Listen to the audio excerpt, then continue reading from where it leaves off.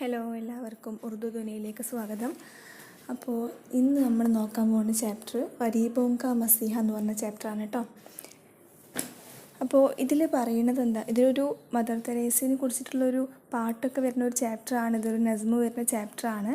അപ്പോൾ അതിൻ്റെ ഇൻട്രൊഡക്ഷൻ പാട്ടാണ് നമ്മൾ ഇന്ന് നോക്കാൻ പോകുന്നത് കേട്ടോ. ഓക്കെ, അപ്പോൾ നോക്കാം. शाम को गाँवों के कुतुब खाने का सालाना जलसा होने वाला है. എന്താണ്? ഷാം കോ ഗാവോം കി കുത്തുബ് ഖാനെ കാ സാലാന ജലസ ഹോനെ വാല ഹെ.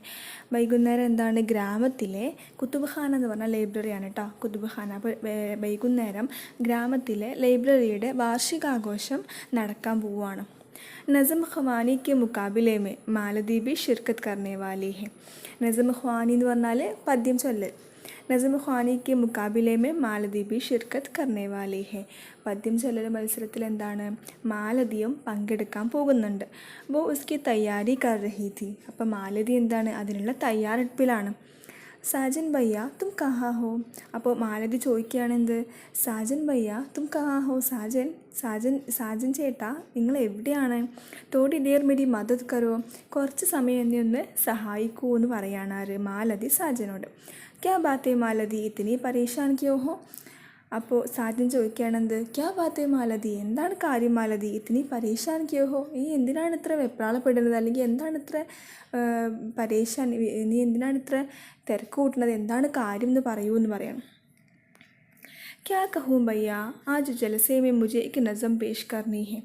അപ്പം മാലതി പറയാണ്, ക്യാ ഗഹൂം ഭയ്യ, ഞാൻ എന്ത് പറയാനാ ഭയ്യ, ആജ് ജലസേമേ മുझे एक नज़म पेश करनी है.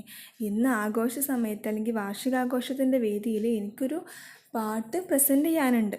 മെരേലിയെ കോയി നസം ചുൻ ദീജിയേന. അപ്പോൾ ചോദിക്കുകയാണെന്ത്, മെരേലിയെ, എനിക്ക് വേണ്ടി ഏതെങ്കിലും ഒരു നസം, ഏതെങ്കിലും ഒരു കവിത ഒന്ന് തിരഞ്ഞെടുത്ത് തരൂ. ആ വാർഷികാഘോഷത്തിൽ എനിക്ക് അവതരിപ്പിക്കാൻ പറ്റിയ ഏതെങ്കിലും ഒരു കവിത തിരഞ്ഞെടുത്ത് തരൂ എന്ന് മാലതി സാജനോട് പറയാണ്. ഹാ ജറൂർ മാലതി, മഷൂർ ഷായർ നിദാ ഫാസ്ലി കി ഏക് ഖൂബ്സൂരത്ത് നസം ഹെ. അപ്പോൾ സാജന് പറയുകയാണെന്ത്, ഹാ ജറൂർ മാലതി, പിന്നെന്താ, ഉറപ്പായിട്ടും മാലതി, മഷൂർ ഷായർ നദാ ഫാസ്ലി കി ഏക് ഖൂബ്സൂരത്ത് നസം ഹെ. ഒരു പ്രശസ്തനായ എഴുത്തുകാരനായ നദാ ഫാസ്ലിയുടെ മനോഹരമായൊരു പദ്യമുണ്ട്, ഒരു കവിത ഉണ്ട്. തും വഹി നസം പേഷ് കരോ, നീ ആ കവിത തന്നെ അവതരിപ്പിച്ചോ.